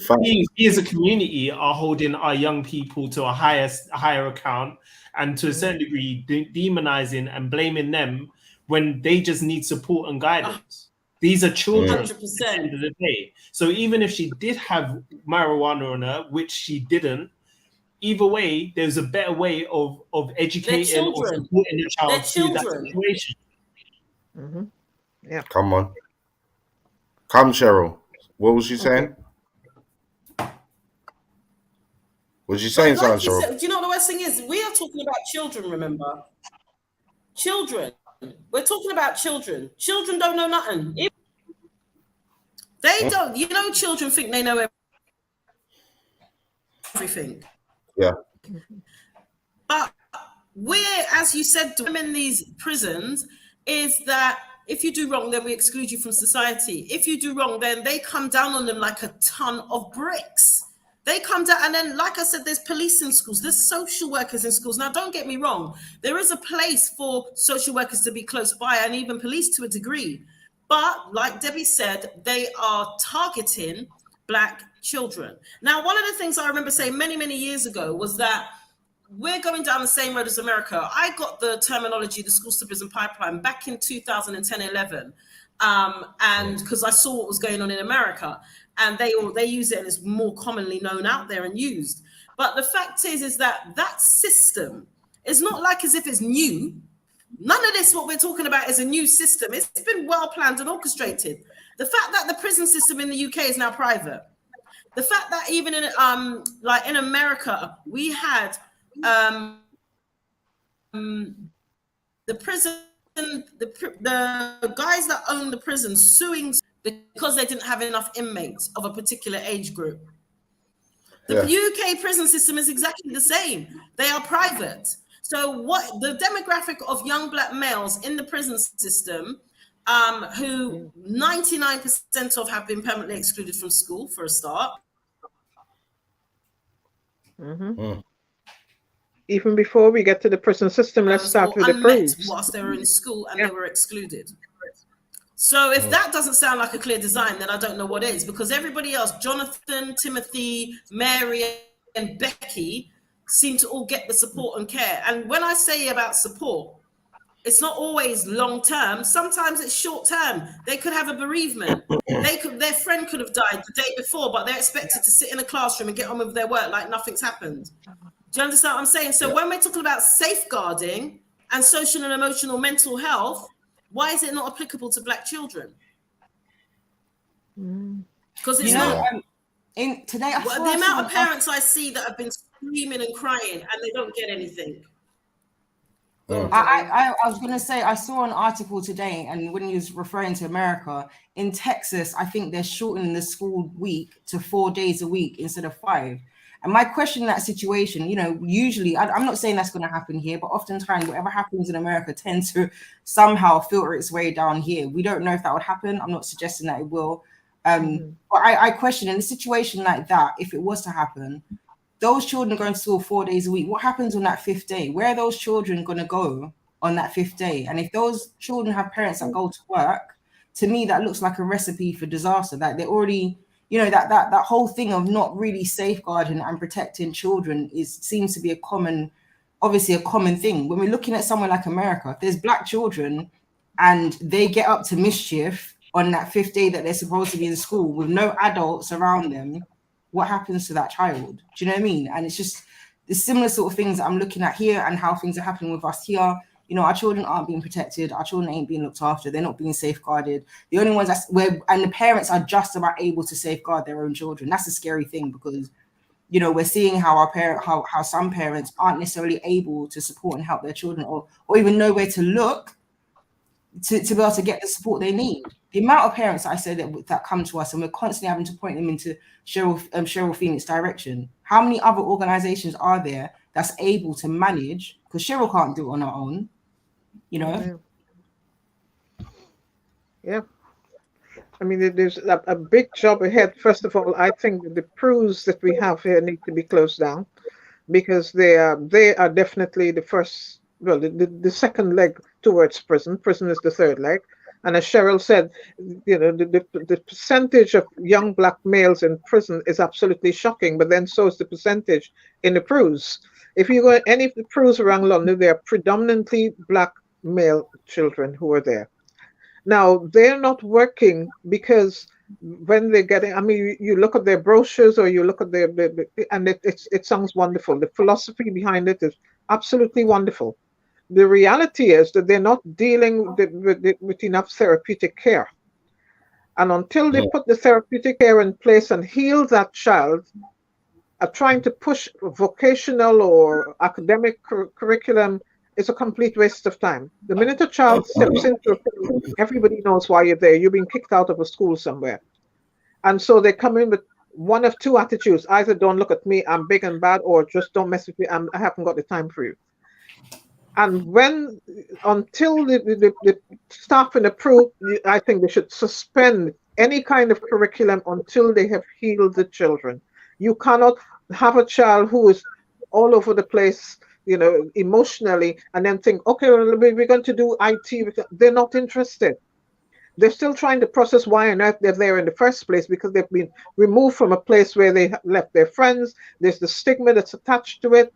And then you're trying to come up with something else and they don't even know who you are. They don't really care. And that is why PRUs are not working. So PRUs just turn out to be detention centers where they're constantly managing behavior and fighting fire until they fling them out. And then when they get out onto the streets, then anything can happen. So again, we've got serious, you know, issues and that, you know, with the schools, the PRUs, and of course, ultimately, some of them will end up in prison. And a lot of them end up in prison because they have not had the support throughout. Some of them don't get the support at home. They haven't had the support from schools. They've been let down by those who should have been there to support them. And so they've done the best that they could. You know, so I don't know how you be, you know, but you know what, you know, Kay, the you thing is see the how you government say is not about the listening to PRUs? anyone. They're not listening, so they're not going to close the PRUs because PRUs are big business. You know, I've said this before. There was a PRU in East London just for year 8 boys. These are the 12 and 13-year-old boys. And the demographics of that is about 97% young black boys. And they're there for life. There's no going home at the end of it because they'll keep them there until they're 16, then they're transferred to Feltham. By this time, you've got a child who spent 4 years in an institution. How is that child going to function if he comes out? And then at the age of 18, they transfer them to the adult prison. So you sign your child away at 12, he's going to go for some respite, and you don't see him again until he's an adult if you're lucky. And it's absolutely crazy. You know, but there's nobody challenging it, or not enough challenging it. I've spoken before about this PRU in East London that needs to be shut down. You cannot can I took say away something on the 12-year-old. quickly? Yeah. And so, there's no safeguarding in there because when the children realize that they're not going home, they're fighting all the time. Sorry, Kay, I fighting think all the time. Cheryl wants to say, jump in just there. Go on, Cheryl. What was you No, going to saying say, Joe, on the PRUs. proof? What schools are doing now with regards to PRUs, they're changing their names to alternative provisions, and giving them flowery names like, the CHERYL PHOENIX Center or whatever it is. So what they're doing is instead of sometimes permanently excluding children straight away, they use the pupil referral units. Now, for example, if a child, you have children that have additional needs, but parents are crying out, the doctors are, what schools do is they put these children in isolation, or fixed term exclusion for a particular period of time. After that, they then send the child to a PRU for between 6 weeks and 3 months. Now, what they say the rationale for that is that way the child will more than likely be able to get an assessment with an educational psychologist and so on and such like. Then when the child's been diagnosed, whatever it is that they may or may not have, then the schools still get paid, by the way, and so do the PRU. But what it is that this then stops the school having to use their own budget to have to get an educational psychologist, which could be about £2,000 per child, sometimes more. So if you've got 20 children that need that adds up to a bit of money. So to save their money, they send them to a PRU. Now, when these children go to a PRU, particularly if they've got additional needs that haven't been met whilst at school or in any other way, they're in an environment that's crazy and off the chain anyway. So it kind of counteracts the rationale behind sending them there. And then parents don't want them to go there because obviously the stigma that goes with what goes on in a PRU. So this is what's going on with regard how they're navigating around pushing children into PRUs. They're using like I said, the flowery words, your child will get the assessment, so on and such like. And parents are desperate for their child to be assessed and to be given the right support that they need for them to go on to be successful adults. Because parents need to understand if your child gets an educational healthcare plan that stays until they're 25, along with the funding that comes with it. When children are in school, a lot of that funding doesn't go to your child. It goes to the school. So that's just another part of the pupil referral units that parents need to be aware of. Sometimes it works out in your child and your family's favor because they get a smaller class settings, depending on the PRU, much smaller class settings and a much more stable environment. And some of them are specialists in the area of special educational needs. So it's not always a bad thing, but I understand why parents don't want to send them there because I wouldn't either. And just also from an academic perspective, if your child goes to a PRU, they will not get anything higher than a C grade in any of their GCSEs. Just so you know, even if they're an A-star student.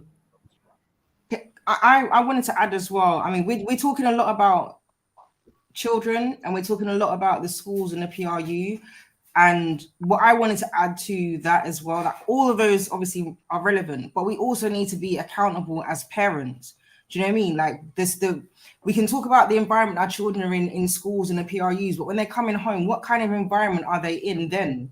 Do you know what I mean? Right. Are we adding to our children's personal issues that's causing them to be destructive or act a certain way, sometimes in school, that allows them to be targeted? Or when they're targeted, because of the stress that they're going through at home, they act out more on that they're being targeting. And whichever that is, as parents, we need to start studying mindfulness, mindful parenting, emotional intelligence, authentic parenting, intuitive parenting, conscious parenting, holistic parenting, all of the parenting, and understand ourselves. We need to do our own healing as parents because, we are our children's biggest role models, whether we like to accept that or not, understand that or not. We're our children's first teachers, and how we deal with ourselves is going to be a direct influence on how our children deal with themselves and how they're, we can't stop how people see our children to a certain extent, right? But either way, we need to have our children be grounded and holistic in themselves so that no matter whatever they're faced with, they've got the skills to be able to handle it. And the first thing is, I believe it starts with us as parents. That's the first thing. No, definitely. Most definitely. And, I wanted to bring our show to that point of the Black family. Because again, I always say the same thing. We can always talk about Black excellence, but it has to have a foundation, and that's the Black family. And if those relationships are compromised, if that original start is compromised, then you get in that gold dust that we talk about, that we see in our children, is going to be that much harder. And I think sometimes as parents, we're not always accountable, or we have come to rely on the school system more as a babysitting service in some ways, rather than this educational place that you're still supposed to micromanage as far as what they're inputting into your children, and what your kids should be doing simultaneously at home alongside whoever's educating them. Because again, even if your child is in the school system, obviously they're getting homework, but there's still key elements that you need to be doing with your child to keep them up to scratch, because we've just heard the review of the system and how it really is, class sizes, the speed that they're pushing your kids through the curriculum. So even if your child does go to mainstream school and there hasn't been any major incidences, with your child, you still have to simultaneously be doing things with your child, because Kay touched on it earlier. You've got a certain percentage of children that are coasting. So they're not incidents, there's no incidents, they're not particularly failing, but they're not particularly achieving, and they're just flying under the wire. And there's no one in that system that's going to pick up your child by the bootstraps, unless it is a teacher that they have an affinity with, or the teacher has an affinity with your child and decides to take a special interest. And that level of teaching, to me, has gone by the by now, because most teachers, you're talking about ages of 22 to 26 and all this kind of behavior, which is madness to me, because you've got someone who's teaching kids that doesn't even know themselves and could change in so many ways. And I look at certain jobs as beyond 9 to 5 jobs. If you don't have a passion, if you don't have a certain aptitude for the job, it's not a job that you can just fit into a gap and say, yeah, I'm just doing it for money and whatever, just pass the time. It's a stepping stone. I don't think that is the most constructive way. And that's what we're finding majority of the time in our mainstream schools. So, I want to go now to Kay and Cheryl and talk about the Black family and, good habits to keep, as well as the bad habits that you guys may encounter that is counterproductive to, as I said, either having a healthy relationship with the mainstream school that your child's in, or homeschooling. But what kinds of habits do we need to keep as Black people in our homes in order to best educate and safeguard our kids? That's the question going forward. Again, it comes down to listening.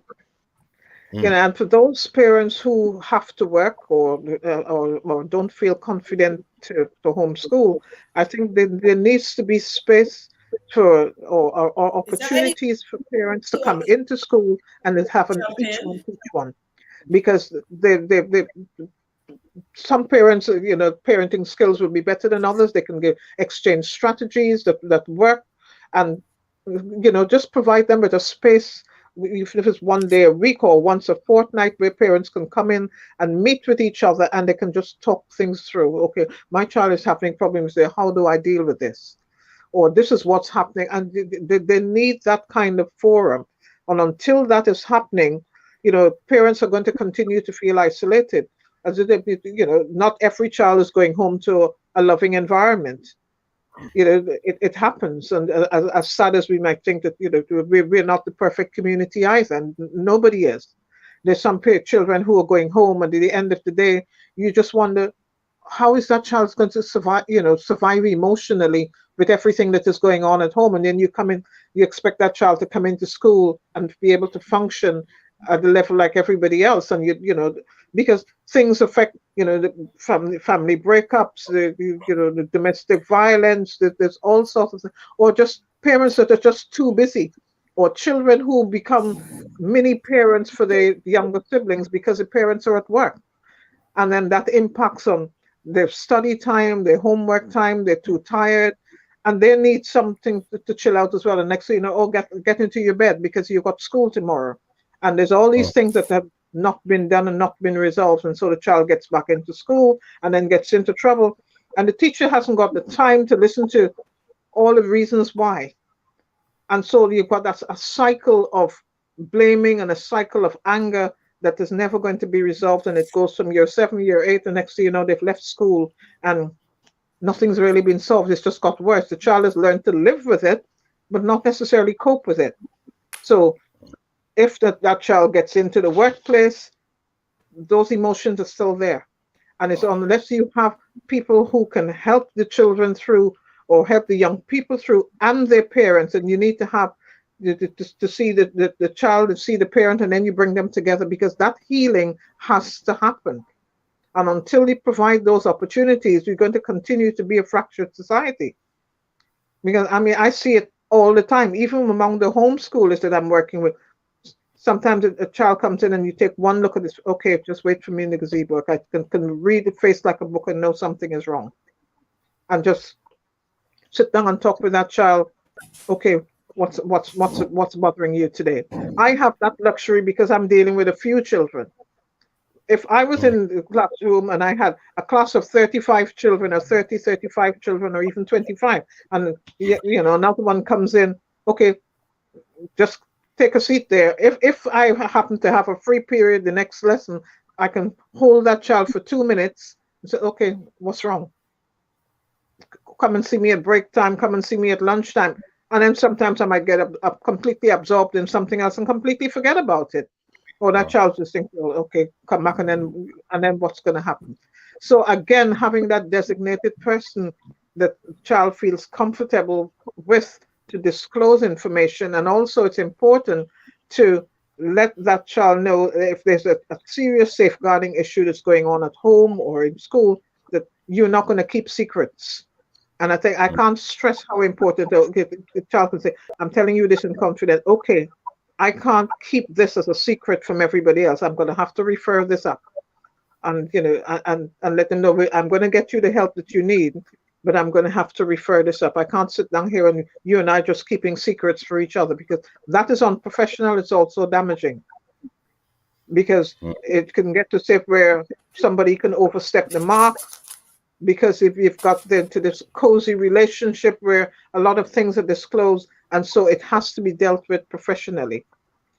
But again, you know, it's reaching out to the community, and you go past some schools and it's got the community school, and you know that all it means for community is that somebody's going to come in and do a Mandarin class or whatever after hours, and that is not the true meaning of community. Community should mean that the parents have got access to the facilities, they've got access to mentoring, they've got access to the education. Obviously, will be kept separate from the children. And so they begin to have ownership of the school at the same time, because a lot of parents have left school with very, you know, poor qualifications, so that they can't get a job that is going to be paying them what they would like to be able to run a family. So they're always on the breadline. So if schools can help, say, okay, you know, I for example, used to run Saturday morning classes for parents who had left school with little to no qualifications. And we had another one for parents who had English as a second language, to just boost their literacy skills. And then we teach them how to do letters of application and how to address person specs on an application. And we actually got 4 of them into work. And I mean, if I could do that single-handedly, just think if a school, dedicated that time to, upskilling the community around them. And it's not just the children. The children are the community, but then so are their older siblings, so are their parents. And that's how you begin to get ownership. And you can call yourself a community school when you are literally there. You're not serving the community is serving you. And they're utilizing everything that you've got there. They've taken ownership. And believe you me, when schools start operating like that, you will see behavior issues disappear. Because if Johnny knows that mom or dad is going to be attending at 4 o'clock in the afternoon, is going to be touching base with your teacher. Oh, how has he been today? Really? And then, there's that one. So there's that constant dialogue. You don't have to wait for parents' evenings, before you finding out all year long that your son has been coasting, not doing this, not doing, because you have that constant contact. But Yeah. parents have got to be willing to make that change as well, because that sort of approach is not the norm, because we've gotten into habits of thinking, well, so you only turn up when something goes wrong, and the whole mentality of schools has to change for that to work. And there will be less issues if parents are given some kind of opportunity to have forum and conversation and dialogue with each other, so that they learn to support each other, not just within the school, but outside as well, because they live near to each other. They live around the corner in the next street and next door to each other. And for once, they only see each other, at functions at school. And but if they learn to work with each other, and schools working with the community, then we'd have less issues. I mean, that's my way of seeing it, and that's what wraparound care means. And schools need to have the budget. Okay, we have children on free school meals, and they, some children have learned to rise above the stigma. That at one stage there was a lot of stigma about children having free school meal. But if you have, a contingency budget for the child who's got a very thin, insubstantial coat during the winter months, to provide a coat, very quiet local. I've noticed that your coat is not very warm. Here's a bank of coats. And then that child, now feeling more. Okay, I noticed your shoes, what's your shoes at? Let's get those shoes are not suitable for the weather we've got now. And for those children, some children don't qualify for free school meals, and they go hungry. And they go home, and their parents are not at home, and there's nothing there, and they just go hungry. You can't teach hungry children. It is absolutely impossible. So again, that becomes an issue. So schools have got to change the whole way in which they deal with young people. And they're not there just to educate. You've got the education is not just the academics. It's about the mindset, and what mindset are you creating for these young people? Do they feel safe? Do they feel nurtured? Do they feel welcome? Do they feel welcome by their teachers? Are they welcome by their peers? If there's anything, how are things going to be resolved in schools when things go pear-shaped? And if children lose that faith in schools not being able to deal with things, then they switch off, and it's just one problem after another, and you get to a stage where teachers are just waiting to see the back of them, and then the next one comes in, and the story starts all over again. So it's not working. It's not working at all. But again, turns into a conveyor belt. Yeah, I feel you totally. Cheryl, you back? You there? Midday. Drop it. What was you gonna say, my sister? I know. You've been doing well with this lagging behind. The question was about what can parents do? I know. Sorry, what can I do? What can parents do? What was the question? I can't remember. So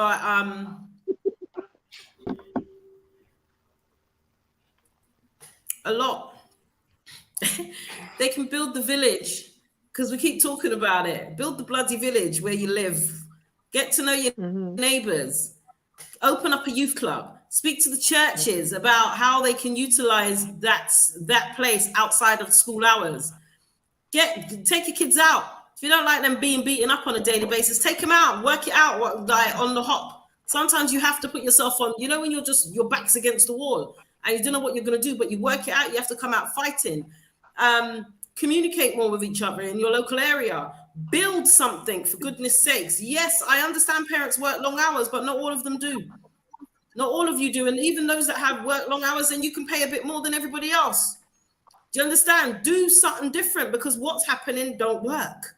And it hasn't been working. It was working when we were younger. We had Saturday schools to go to. We had youth club to go to. My mum used to play netball. She still does. My mum's in her 60s, nearly 70s.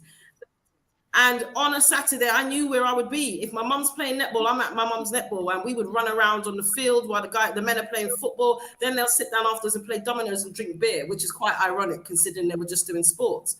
But the fact is, all of those community spaces have been taken away from us. But one thing that seems to be there is the churches. So we need to utilize them. You're sitting down closed 6 days a week, except for Sunday when it's time for tithes. We need to tap into that and say, listen, pastor, if you're part of this community and when you see these young people on the road, you see these parents are struggling. Remember, we all can talk about the nostalgia when we first came to the UK from the Caribbean, the role that churches played, whether we're religious or not. I'm not even a stretch of being religious. However, there was a role that the church played. If you needed money, if you needed a job, if you needed something. Where has that gone? I know churches are big business these days, but at the end of the day, they have a responsibility to their community that they serve and the children within that community. Parents can't do it all alone. They can't. That's why most places, I'm here in Ghana, and the children are not, parents aren't doing it alone. Parents have a community. I see little tiny ones walking down the street, coming from school. They're so small. But you see them with their little sister and their cousin and their this and their that, and then they're passing good pacho, good afternoon, madam, blah, blah, blah. It's just a different level. And the madness that we see in UK schools, the one thing these children are blessed with is that they don't have to deal with racism. They don't have to deal with the nonsense our children deal with. And you know what is the most beautiful thing as well? The children are children. Our children are grown. By the age of 10, they're like 55. They're grown and big people. But when I see a 10-year-old here, I'm like, rah.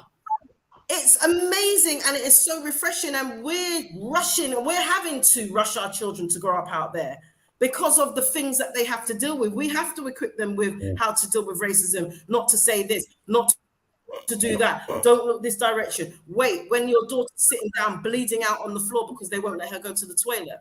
Do you understand what I'm saying? So at the end of the day, we are angry about it. I'm looking at all the comments and there's so many comments, but what, like between us, that's where it starts. Because at the end of the day, these people ain't going to change. And why should they? Because it benefits them and it's all about money. They're making billions and trillions every year off the back of the black child and family. Mental health gone through the roof.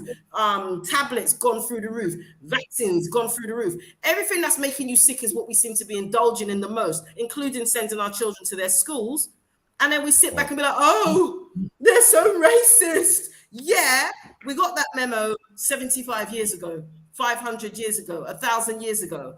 What are you going to do that's different? We're in 2022, the age of technology. Our children should be competing in this competitive marketplace, but what they're having to do is fight racism, fight gun and knife crime, go on county lines, look in our parents' face because they can't feed them, look in our parents' face barely maybe on a Saturday or a Sunday because they're too busy, because they're working every hour God sends. And don't get me wrong, parents, I'm not criticizing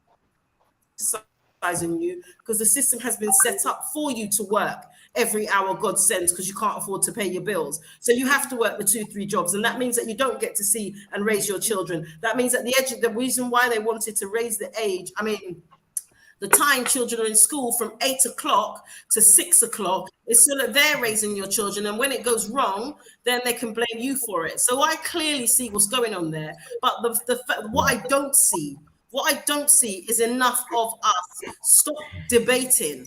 Yeah, we've done the debates. We know what's happening. We've seen it year in, year out. We've probably lived it ourselves. What you're going to do is what me want to know. What are we doing as parents? These are your children. Because if I came up to your child and clapped them in their head or kicked them down the stairs, you want to fight me quick.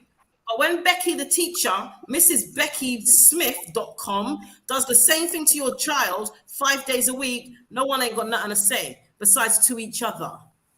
Do you understand what I'm saying? So we need to start fixing up, because at the end of the day, our children are dying on the streets every goddamn day. I'm sick and tired of seeing these emails. Our children are being abused in the education system every single day. as young as 3 and 4 years old. You're telling me that it's okay to tell my 4-year-old that it's okay for him to be able to, or her to sit down and self-touch as an education. They can self-touch. It's okay for Bill and Ben to be in the boat and a boy to have sex. And you're teaching 4-year-olds this, and then you wonder why they've got SEMH and they're confused. So we need to really, really take a stock of what we're allowing the system to do with our children. Because I didn't see the system there when I was making those babies, and I had a great time doing it. So why are you now telling me how I can raise my babies? No. It's down to us. There ain't no, like, all what's going on out there ain't going to change. There's no excuses that we can make anymore, because we have the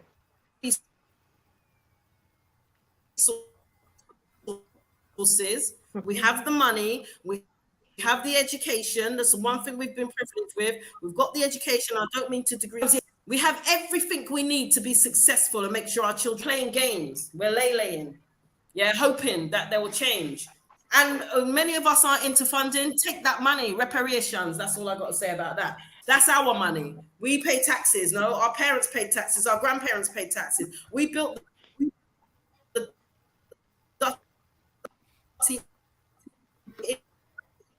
England. We did all of these things, but we're not benefiting. They're able to. Oh, you're breaking up a bit, Cheryl. You still there? Claim benefits and work, and then live in your house at £350 a month. Hello, excuse me. What now?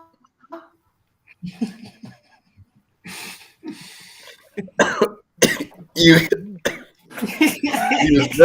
was breaking up at the end, but I know we got that one. Like, everybody heard the realness. I know everybody heard the realness of what is being said. Yeah, and that's why we love CHERYL PHOENIX on the front line doing the thing, and now relocated in Africa doing the thing. Yeah, much appreciated, Cheryl, for today and struggling through it and staying with it, because we know you're on a delay.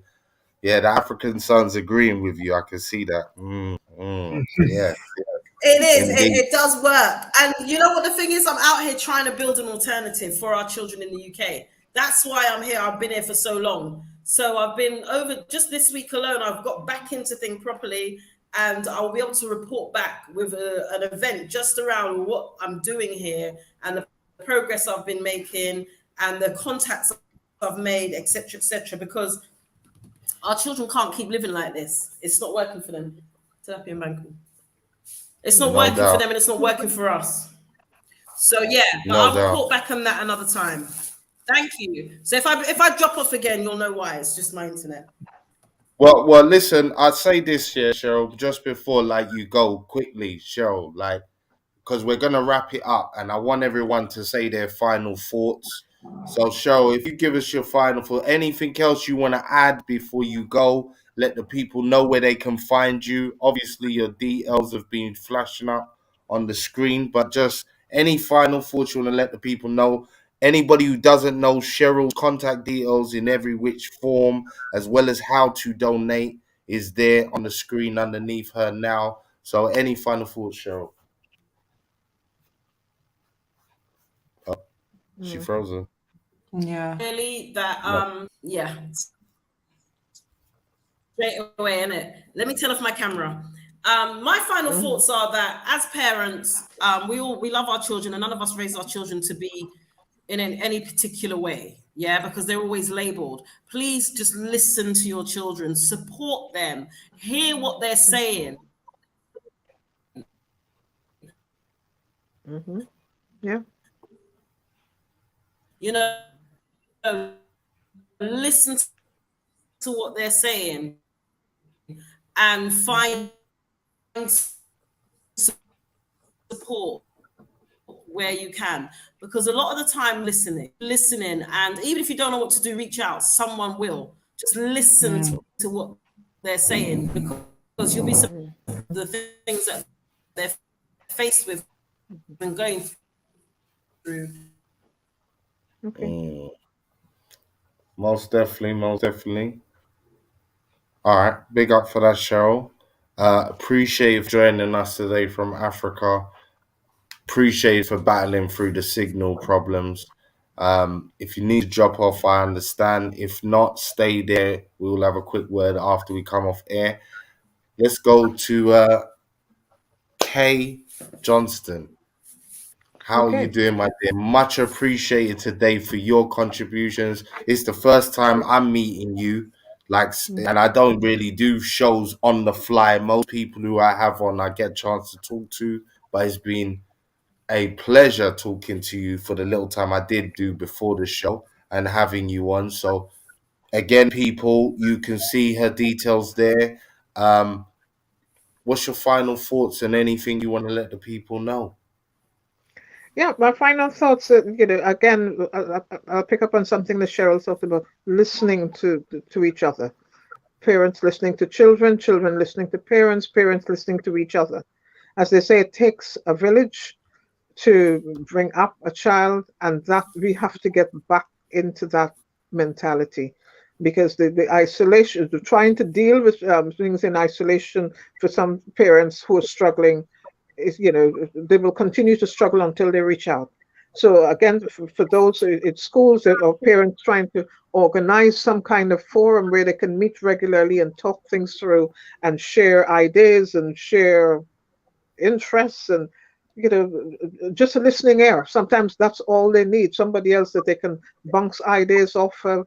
And again, for schools to be able to step up, perhaps if parents went in and said, listen, we need a space that isn't going to cost us anything, that we can just come in once a week or once a fortnight, once a month, and just talk about things. And if a school is a true community school, they will grant that, so that they have the parents on board who could just have that space to come in and discuss things and talk about it, see how they can resolve things and what their concerns are and what their joys are, and how they can help each other's children. And they're learning from each other at the same time.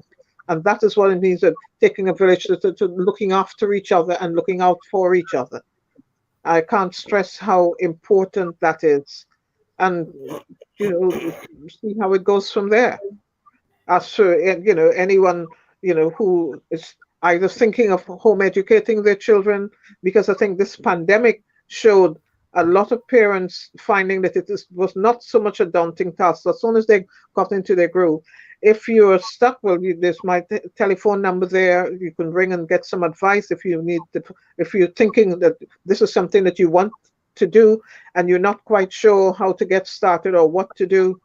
Do get in touch, either email or you can phone me, and let's talk about it and see how I can help to get you set up. If there's anybody out there who feel that you would like to run a small home educating group for about 5 children, do get in touch, because I can perhaps help to resource you to get until you get on your feet. So the thing is, we need more of what I'm doing.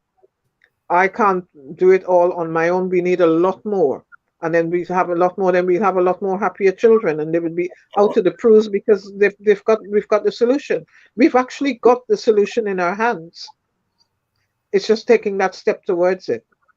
And don't ever believe that other people have the power. Every single one of us has got the power to implement change. Every single one of us, even the child. That's all I leave you with.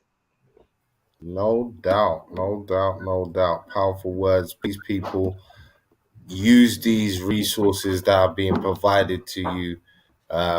Rewind this video, go back, watch the show again, look at the details if you haven't had a chance to capture them.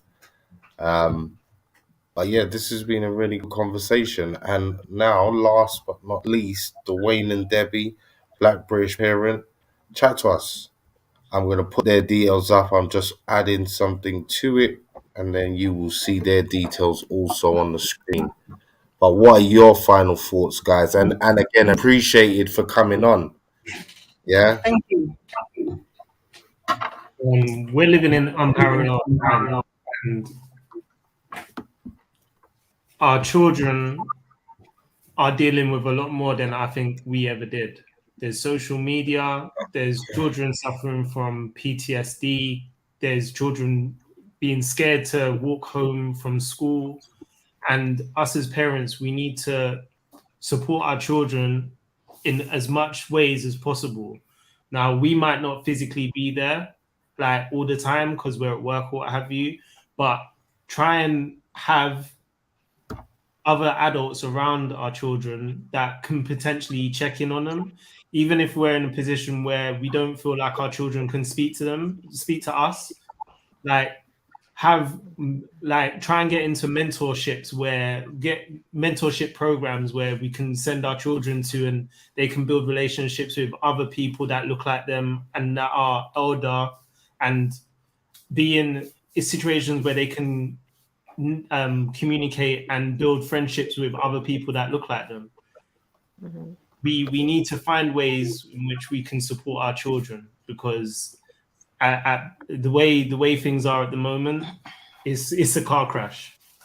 Mm. Yeah, I'd like to add to that as well.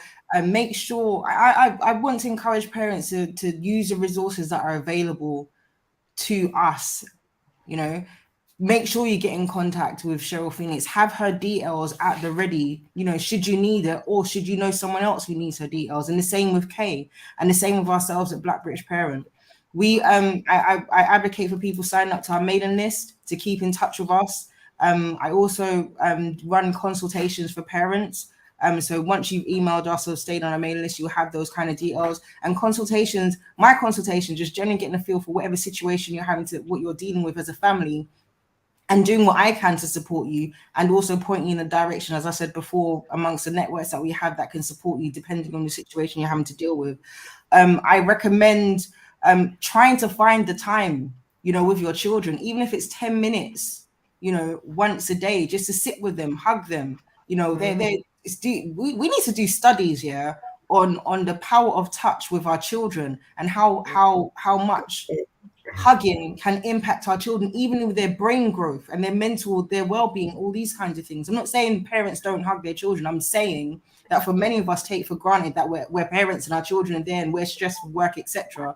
We need to take time out. And for some situations where we might not see our children, you know, for whatever reason, because of work or whatever have you, and we're tired, etc., even things like having a family journal where you can write a note in there for your child to be able to read. And if they have a situation that they're dealing with that they haven't been able to express to you, they can write it in there so you can read it at a later stage. These are things that we can implement given whatever circumstance we're in, so that our children feel like they're being listened to and being heard in whatever capacity that can work for you and your family.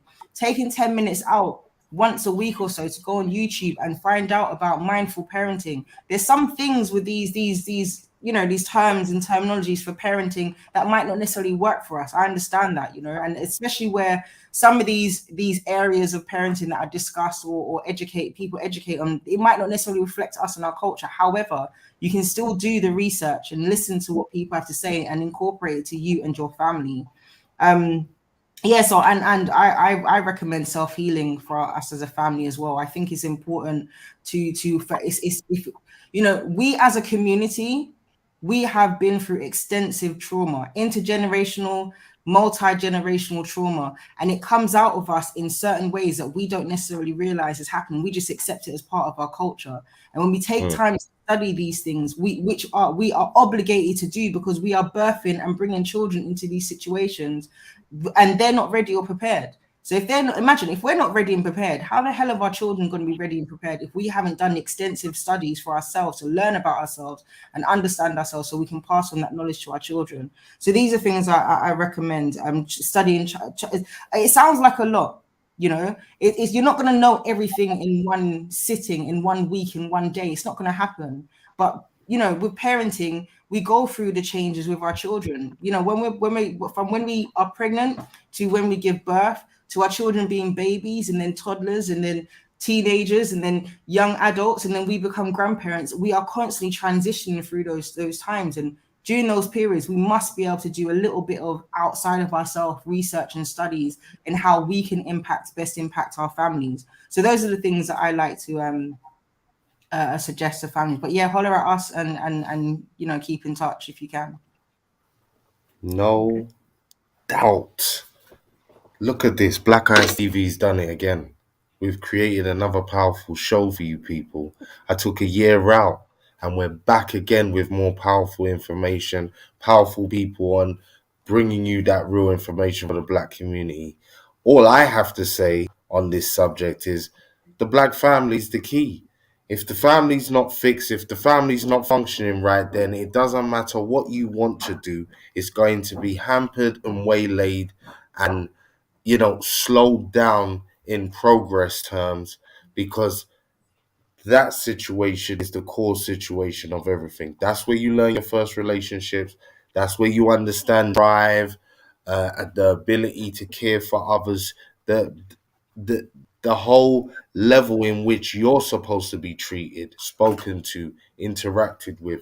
All of that starts there. So for me, if we don't start addressing the black family, if we don't start repairing, healing, reconciling, and going back on ourselves to understand what's really good, then we can always use these resources. We can always reach out to the Black British Parent, Johnston, CHERYL Phoenix, Manhood Academy, all these other tools out there in the community, but you will always only be capturing half of what you should be getting if you don't first address what's going on in your own household.